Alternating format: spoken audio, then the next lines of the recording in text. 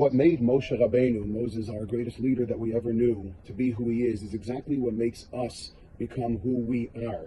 Parshat Shemot tells us the famous pasuk whereby Moshe realizes he goes out to his brethren, the Am Yisrael, the Jewish people, and sees them enslaved.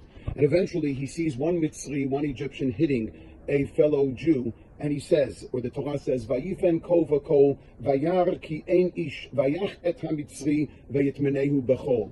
Moshe looks around, he sees that there is no man abound, and he smites the Mitzri, and sure enough, he buries him in the sand. What exactly does this mean?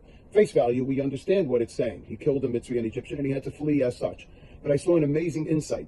There are Hasidic masters who explain that in actuality, Moses realized that he was in an epiphany. He was in an ethical and moral status of conflict. And he said to himself, I can't understand. I feel the pain of someone who is enslaved. I feel the pain of someone who is persecuted. He looked around himself, within himself, not in his surroundings, and he saw there was no man. There's no humanity in enslavement. There's no humanity in persecution. There's no humanity in harming someone else in order to promote your own position of leadership.